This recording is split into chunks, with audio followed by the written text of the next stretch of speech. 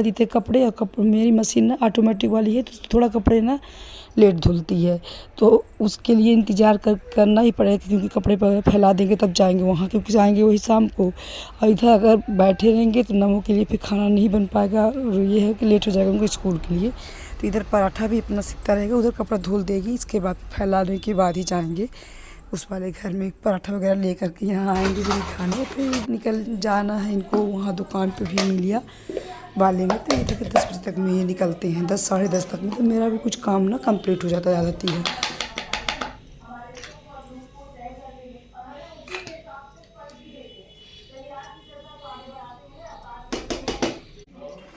और पता है इस वाले चॉपर से ना अब होते तो बड़े बारीकी बारीकी हैं। ये पत्ता गोभी छोटे छोटे टुकड़ों में काट करके और चॉपर से चॉप कर रहे थे, लेकिन थोड़ी मेहनत लगती है इस वाले चॉपर से। वो जो एक खींचने वाला आता है डोरी जिसे, वो अच्छा होता है, पर उसको ये था तो एक नहीं लिए। अब नए वाले घर के लिए ना वही वाला लेंगे तो अच्छा रहेगा, इसमें थोड़ी मेहनत ज़्यादा लगती है। इधर पत्ता गोभी ये पूरा ना चॉप करके पत्ता गोभी डाल दिए थे आटे में।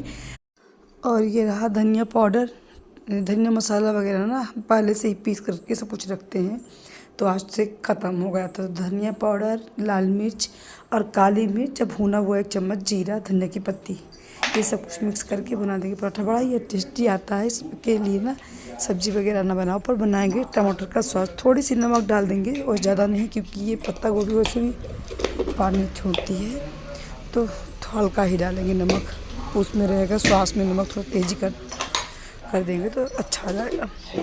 और इस समय पर कुछ भी बनाने का मन नहीं करता, तो वीडियो भी शूट करते ना कुछ करते, क्योंकि तबीयत इतनी ख़राब थी इस बीच में, तो कुछ बनाने का नहीं मन करता। वैसे ही सिंपल पराठा बना रहे थे, लेकिन मैं बोली मम्मा आज मेरे को सिंपल पराठा खाना नहीं। जब तबीयत ख़राब होती है तो बच्चों को भी फिर डिमांड बढ़ती है, कहीं ये बनाओ कहीं वो बनाओ।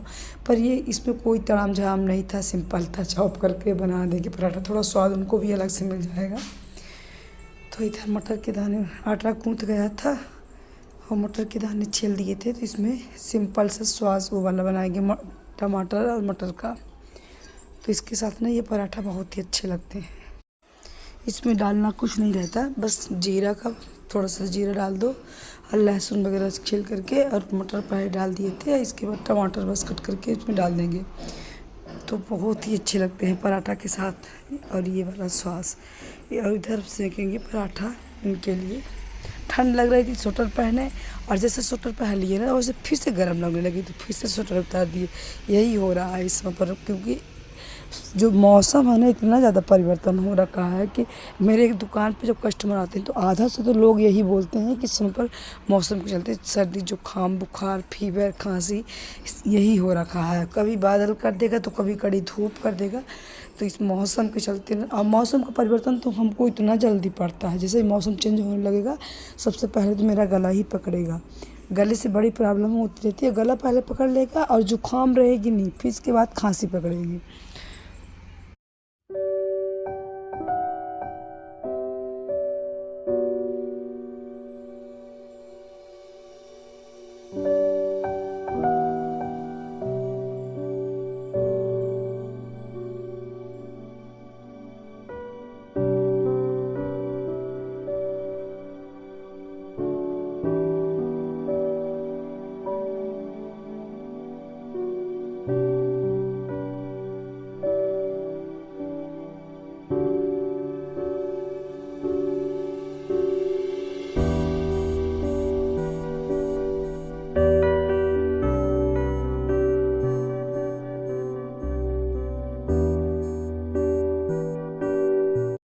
पता जैसे खाना बनाना, पहले तो ये लगा कि कान्हा जी को भोग लगवा दे, पहले उन्हीं को याद आता है, क्योंकि पहली रोटी मेरे घर में उन्हीं के लिए बनती है, रोटी हो पराठा हो कुछ भी खाना हो। पर इस समय पर तो भोग लगने दे, फिर याद आया कि मेरे हाथ का इस समय तो लगेगा नहीं भोग। पर पता नहीं मन मेरा बिल्कुल भी उदास रहता है कि मेरे कान्हा भूखे होंगे, क्योंकि हमेशा उनको भोग लगता है। वैसे तो फल वगैरह उनको चढ़वा देते हैं, फल हो गया दूध हो गया उनको चढ़वा देते हैं, लेकिन खाना के तो भोग नहीं लग पाता। बेटू रहती है तो रोज़ तो लगा देती है, लेकिन नमो से बोलो तो नमो वही चिढ़ाने लगते हैं और चिल्लाने लगते हैं कि लेट हो रही स्कूल के लिए, मम्मी हमसे नहीं हो पाएगा। पर पता नहीं मेरे को अंदर से कैसे फीलिंग आती है कि मेरे कान्हा भूखे होंगे, फल भर में उनका पेट नहीं भरेगा, अंदर से पता नहीं कैसे फीलिंग होती है। ऐसा होता है आप लोगों के साथ भी या नहीं बताइएगा। और जब पूजा वगैरह ना करो ना तो मन उतना मतलब खुश नहीं रहता। और जैसे इतना बड़ा त्यौहार आज का ही था महाशिवरात्रि का, तो पूजा करने को मेरे को नहीं मिला। ये था कि शिवरात्रि का व्रत रखेंगे महाशिवरात्रि का, लेकिन जब पूजा ही नहीं करिए तो फिर व्रत भी नहीं रखे। जब हमको पूजा करने को मिलेगा नहीं तो व्रत भी छोड़ दिए। और देखिए इधर मेरे पराठा वगैरह सब कुछ बन करके तैयार हो गए हैं। सब हम लगा दिए हैं डिब्बे में। पूरा किचन करेंगे क्लीन। अभी कपड़े नहीं धुले हैं। कोई पराठा भी बन गए ना, वो खा के स्कूल भी निकल गए और कपड़े भी नहीं धुले। तो वही होता है ना, अगर इंतज़ार किए रहते कि कपड़े धुल जाएंगे तो उस वाले घर में जाकर खाना बनाएंगे तो नौ के लिए हो जाता लेट। तो इसलिए यहीं पे बना दिए। तो खाना मेरा बन करके कंप्लीट हो गया है। बस चावल दाल रहेगा तो उस वाले घर में बन जाएगा। और इधर गैस वगैरह सब कुछ कर देते हैं क्लीन, क्योंकि शाम को यहाँ नहीं बने खाना, वहीं बन जाएगा।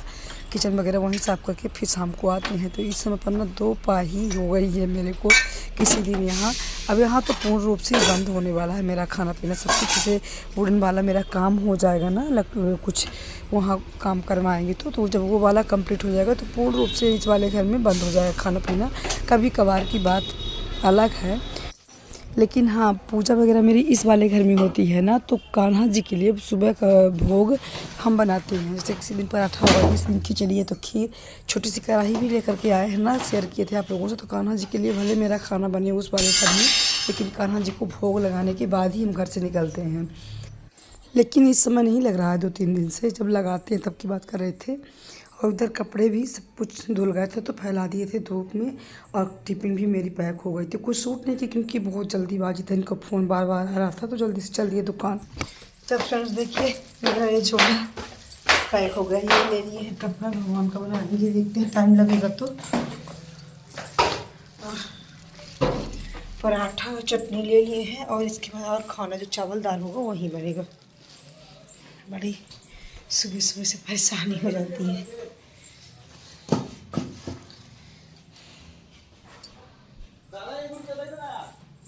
टंगी भी नहीं की सामने ऐसे करके पीछे निकाली भी नहीं जोड़ा, सब वही